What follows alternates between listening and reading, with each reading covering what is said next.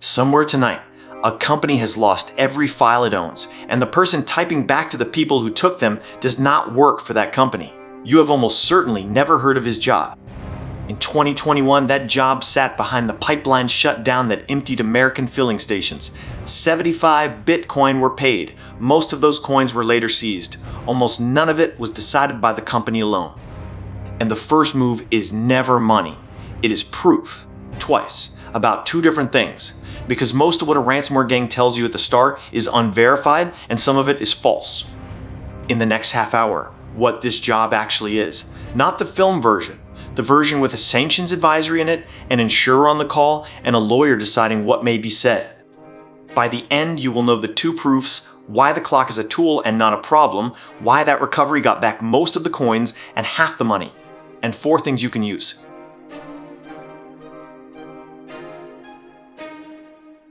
Start with the mistake almost every dramatization makes, because correcting it tells you what the profession is. In the films, the negotiator is the company, someone senior, in the building, typing into the criminal's chat window with the servers dark behind them. In reality, the person typing is usually an outside specialist, retained through the incident response firm or through the insurer, and often introduced by the lawyers. And their published description of the role is unusually blunt about its limits. They advise the victim company, the insurance provider, and counsel. They do not decide. That distinction is not modesty. It is the structure of the job. The decision to pay or not to pay belongs to the company, because the consequences do.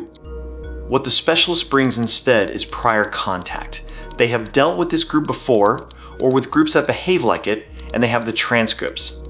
So when a note appears demanding an amount, the useful question inside the response team is not, is that a lot of money? It is, what has this group done in the last 40 cases? Does this group inflate the opening number? By how much, typically? Do they walk away, or do they always keep talking? Has their decryptor ever failed after payment? That is an evidence base. And it is the reason the work became a profession rather than an improvisation. Somebody had to be keeping records across cases, because no single victim has more than one.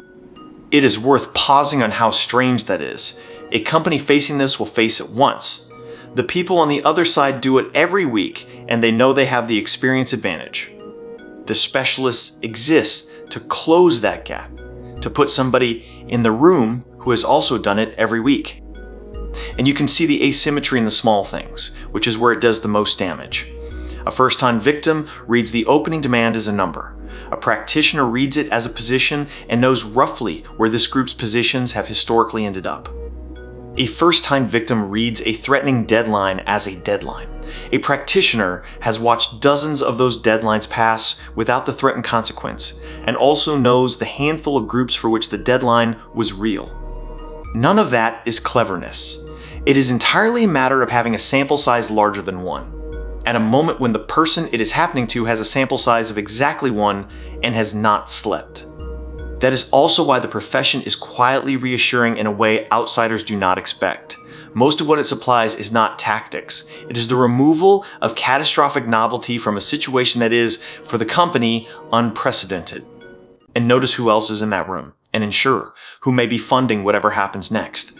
Counsel, who is deciding what can be said and what saying it creates as a legal fact.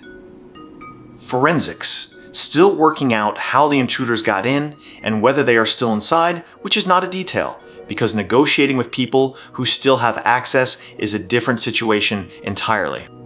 Communications, because at some point customers, regulators, and staff have to be told something, and the something has to be true. The negotiator is one voice in that room, and generally the one with the least authority and the most specific knowledge, which is an uncomfortable position to occupy, and it is worth naming why it is designed that way rather than treating it as an accident of org charts. The person with the most experience of this exact situation is the person with the least stake in the outcome. They will not be here in 6 months when the regulator asks a question. They do not employ the 2,000 people whose payroll runs on Friday. So the structure deliberately keeps the decision with the people who carry the consequences and keeps the expertise beside it as advice. That is the same design you find in any profession where an expert advises a principal who must live with the result. It also means a good practitioner spends a surprising amount of the engagement telling a frightened executive things that reduce their own relevance, that the backups may work, that this group's deadline is probably theater, that the honest answer is to wait. Which brings us to what they actually do with the conversation, and it is not haggling. Haggling is the part that looks like the job. It is not the part that matters. The two things that matter are both proofs, and they are the reason a professional is on the keyboard at all. Proof number 1. The gang says it has taken your data. Has it? This sounds like a strange thing to doubt while you are looking at a screen full of encrypted files, but encrypting and stealing are two separate operations. Locking your files requires being inside. Copying terabytes out to somewhere they control requires being inside for longer, moving a great deal of traffic without anybody noticing. So a group that has definitely locked your files may or may not have taken a copy of them, and the threat to publish is worth far more than the lock is, so there is every incentive to claim it either way. The published account of the work is explicit about this. A skilled negotiator can get the group to demonstrate that it actually holds what it says it holds, which changes the whole shape of the decision. If nothing left the building, the question is only whether you can restore from backups. That is an engineering problem with a known cost.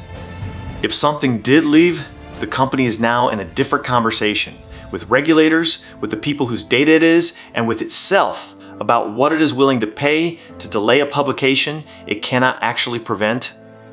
And that is the second thing a proof of exfiltration buys you: honesty about what money can and cannot purchase. Paying does not delete a copy. Nobody in that room believes it does. What is actually on offer when a group promises deletion is a promise from people whose entire business model is built on breaking promises about other people's property. The most it can rationally buy is time and a reduced probability, and both of those are worth something, but they are not what is being advertised. So a proof of exfiltration does something slightly unexpected. It does not usually make the company more willing to pay. It makes the conversation truthful, which more often points the other way. There is a second reason to want that proof, and it is regulatory rather than tactical. What was taken determines who has to be told and by when. If the answer is nothing left the building, that obligation may not exist at all. If the answer is a directory of personnel files, a clock has started that has nothing to do with the criminals and does not stop if you pay. Which is why the forensics track and the negotiation track cannot be separated. The same question, what actually left, is simultaneously the negotiating question and the notification question, and the second one has statutory deadlines attached. Proof number 2, and this one is beautifully concrete. Does the decryption tool work? You are being asked to pay for software written by people who have already demonstrated a relaxed attitude to your interests. The tool may be slow. It may corrupt files. It may not exist. So the standard practice is to require a demonstration before anything is paid. The group decrypts sample files chosen by the victim and returns them intact. Chosen by the victim is the entire trick. A file the attacker picks proves that the attacker can decrypt that file. That is not a hypothetical distinction. A sample chosen by the person selling you the tool tells you what they want you to conclude. A sample chosen by you tells you what is true. It is the same reason you do not let a mechanic pick which brake he shows you. The other thing a good test demands is variety. One small text file proves very little. Files of different sizes from different systems, of the kinds the business actually runs on, that is a test with information in it. And that is roughly the level of detail I am willing to go into, deliberately. This is a documentary about what the job is and what it is fenced in by. It is not a manual, and the line between explaining a profession and equipping someone to practice it without a lawyer is a line I intend to stay well behind. And even a working decryptor is not a restore button. On large estates, these tools can be extremely slow, sometimes slower than rebuilding from backups, which is a comparison the response team is running in parallel the whole time. That parallel track is the part outsiders miss. While the chat window is open, an entire separate effort is underway to make the chat window irrelevant.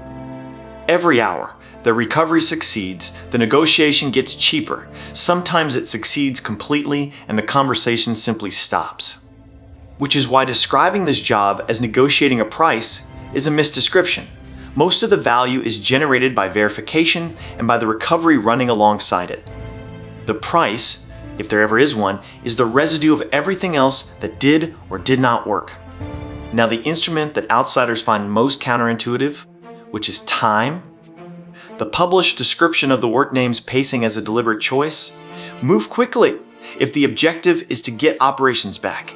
Move slowly if the objective is to buy time for investigation. Speed and slowness are not moods, they are selected at the start because the two objectives genuinely conflict and somebody has to choose which one the conversation is serving. Consider why slow can be right. Forensics may not yet know how the intruders got in. If you do not know that, you cannot know whether they are still there. Restoring a network while the original access route is still open is how organizations get hit twice in a fortnight, and the second time is usually worse because the backups have now been mapped. So the response team may need days it does not obviously have, and the conversation in the chat window is one of the few things that can generate them.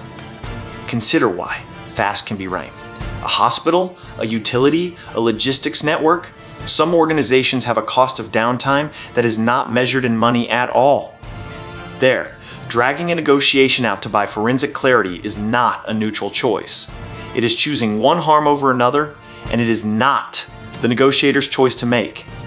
And this is the point at which people who like the technical parts of security discover that the technical parts have run out.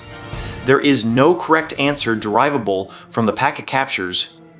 Somebody has to weigh a slower, safer recovery against a faster, riskier one in an organization whose worst day this is, with incomplete information before lunch. That is not a security decision. It is a decision the security work hands to somebody else. The most useful thing the practitioner does at that moment is make the trade legible. Here is what another 2 days buys you. Here is what it costs. Here is what we still do not know. Then step back. A specialist who instead tells the board what to do has quietly taken on a decision they will not be present for the consequences of. And every published description of this role is careful to say that is not the job. Which is why the same published account notes that negotiations are seldom linear, but that practitioners try to keep the whole process within a few days of the note going live. The other thing the clock is doing is applying pressure in both directions. And people forget the second direction. The gang has costs too. Infrastructure. A finite window before the compromise is understood and closed. Other victims in the queue? Because you are not their only case this week. And there is a reputational logic on their side that sounds absurd until you see it operating. A group that takes payment and does not decrypt has destroyed the only thing that makes the next victim pay. That is not honor. It is the arithmetic of a business that depends on its last 40 transactions being known to have completed. It is also exactly why the case history matters so much and why the profession is built on a database.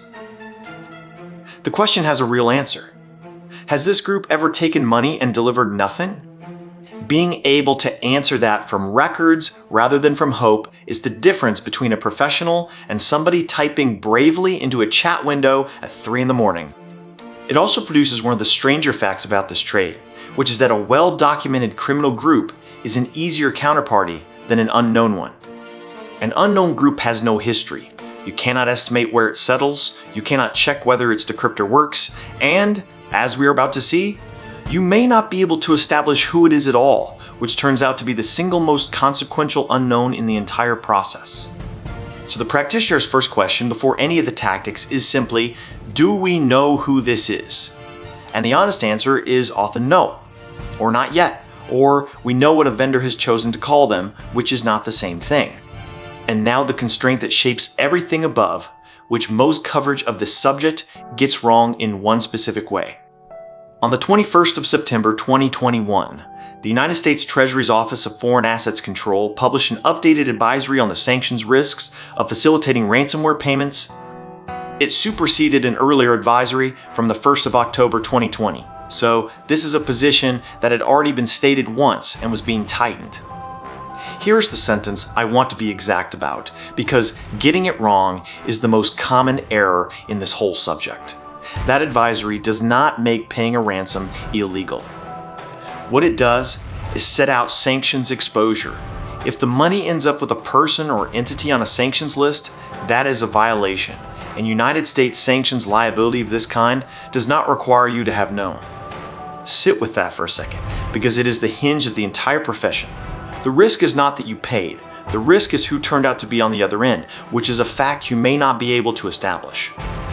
And then the detail that turned this from a corporate compliance question into an occupational one. The advisory is directed not only at victims.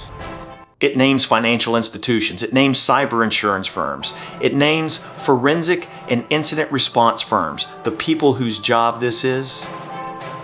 Which means the specialist advising on the conversation is not a bystander to the sanctions question, they are inside it. Explicitly by name of category. That is why counsel is on the call. That is why there is diligence on who the group is believed to be before anything moves, and why an unattributable group is a much harder problem than a well-documented one. And notice the shape of the problem that creates. Attribution in this field is assessment, not adjudication. Researchers assess, vendors name, courts occasionally and years later charge. So the diligence question is not who did this. It is, on the best available assessment, is there reason to believe this payment reaches a designated party? And can we document that we asked properly at the time with what we then knew? The documentation is not defensive theater. Under an advisory that lists mitigating factors, the record of what you did and when is part of what is being evaluated. A decision that was reasonable and undocumented, and a decision that was unreasonable look identical afterwards. Which is how you get the detail that most surprises people about this job. A significant part of it is writing things down in a form that a regulator who was not in the room can read in 3 years. The same month, OFAC designated a cryptocurrency exchange, SUX, for its role in processing transactions for ransomware actors, the first time it had publicly sanctioned an exchange on those grounds. Read those two events together and the message is not aimed at victims at all. It is aimed at the infrastructure, the exchanges, the insurers, the responders, the intermediaries. The theory being that you cannot deter thousands of desperate victims, but you can raise the cost for the small number of professional parties every payment has to pass through. Whether that theory works is genuinely contested, and I'm not going to pretend otherwise. What is not contested is its effect on the job. It made the work legalistic. A profession that began as improvisation now runs with counsel-attached, diligent steps, records, and a documented reason for every decision. And it is why nothing in this episode is a how-to. The honest description of this job includes the fact that doing it without lawyers is not a shortcut. It is the mistake. Which brings me to the case everybody knows, and to the number inside it that almost nobody reads correctly. In 2021, a fuel pipeline in the United States was hit, and the consequences left the internet entirely. Queues at filling stations, an operational shutdown, an event ordinary people experienced directly. The company paid. The figure reported was roughly $4.4 million, and the payment was 75 Bitcoin. Then something happened that had not really happened before at that scale. On the 7th of June 2021, the Justice Department announced it had seized 63.7 of those Bitcoin. 63.7 out of 75. That is about 85% of the coins recovered from a criminal group by following a public ledger and obtaining the private key to the receiving wallet. And the value of what was seized was announced as approximately $2.3 million. Now put the two figures side by side. 4.4 million paid, 2.3 million recovered. That looks like roughly half. But the coin count says 85%. Both numbers are correct. The difference is entirely that the price of Bitcoin fell between the day of the payment and the day of the seizure. I labor this because it is a genuinely useful habit of mind, and it generalizes far beyond this story. When a thing is denominated in a volatile asset, you have to decide which unit the question is asked in. Ask how much of the crime was undone, and the answer is in coins, most of it. Ask how much of the loss was restored, and the answer is in dollars, much less. Anybody who quotes one of those and not the other is telling you something true and leaving out the part that would let you evaluate it. And both framings got used immediately by people with opposite points to make. If your argument is that law enforcement can now claw this money back, you quote the coins. If your argument is that recovery is mostly theater, you quote the dollars. Neither of them is lying. That is what makes this pattern worth learning to spot, because a defense built on catching people in falsehoods will not catch it. The general form is, any quantity denominated in something that moves has at least two true answers, and the person quoting it has chosen one. Ask for the other before you form a view. The second thing the case demonstrated is more structural, and it is the reason the profession changed shape afterwards. The recovery worked because the ledger is public. Every transfer was visible. The investigative work was following it to an address whose key could be obtained. That is the opposite of the assumption most people carry about cryptocurrency, and it is why blockchain analysis became a standard part of an incident response rather than an exotic extra. It also means every payment now leaves a permanent, public, time-stamped record that anybody may examine later, including a regulator, years afterwards, asking a question that has not been invented yet. Which is one more reason the job is not typing. It is producing a defensible record of a decision that will be read by people who were not in the room. There is a third lesson in that case, and it is the least discussed. The recovery happened because a specific wallet turned out to be reachable by a specific law enforcement effort in a specific window. That is not a repeatable service.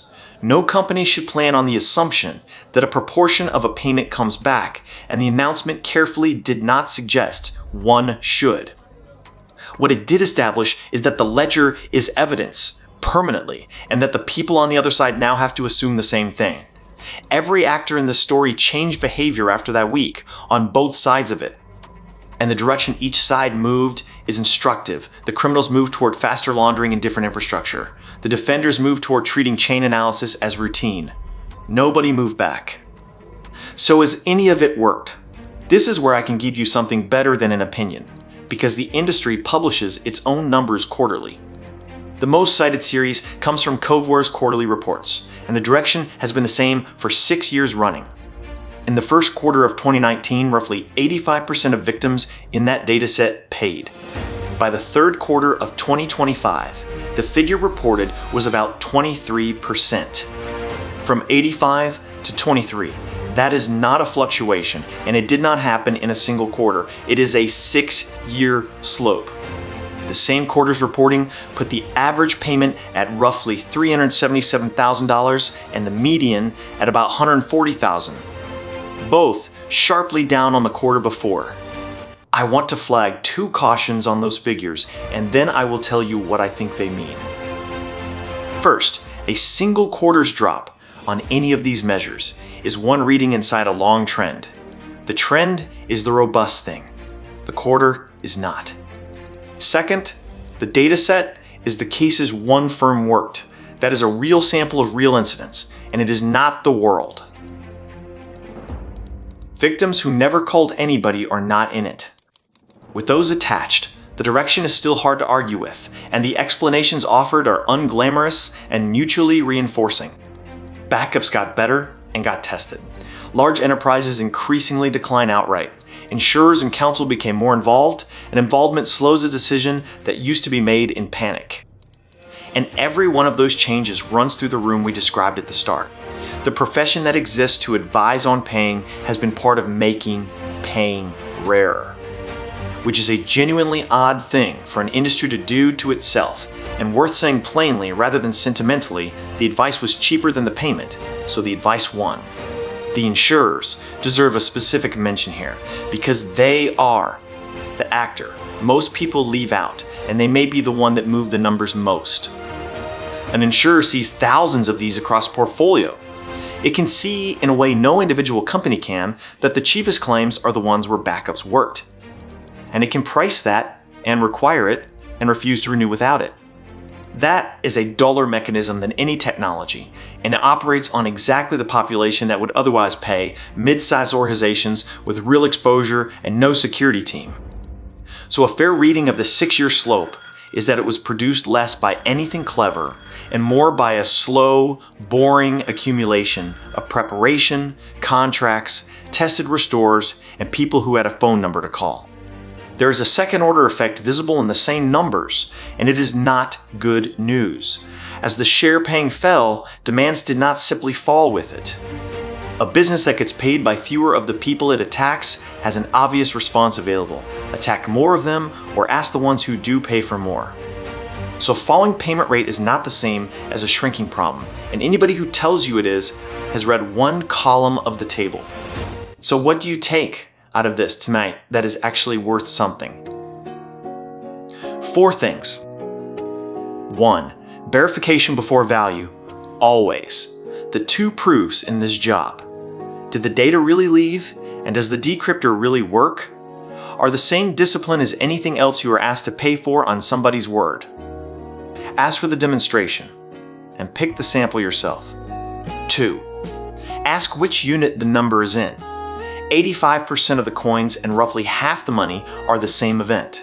When something is denominated in a volatile thing, the unit chosen tells you what the person quoting it wants you to conclude.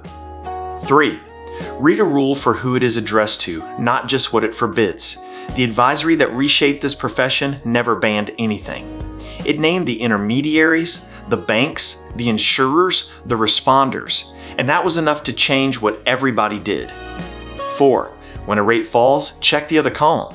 Fewer victims paying, with demands not falling in step, is a different world from the problem going away. One number moving is a fact. What it means needs a number beside it. And one last thing, because it is the thread running through every act tonight. Almost everything memorable about this job is the part that looks dramatic. The chat window, the countdown, the criminals on the other end. Almost everything that determines the outcome happened before the window opened. Whether the backups were tested, whether anyone had a plan for who decides, whether a lawyer was reachable that night. By the time somebody is typing, most of the outcome has already been set by decisions made by people who were not thinking about ransomware at all when they made them. Next Sunday, on Secret Professions, we stay in the same industry and swap sides completely.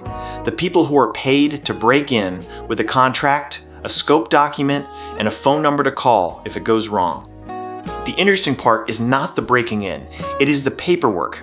Because the only thing separating that job from a felony is a document, and the stories worth telling are the ones where the document turned out to be wrong.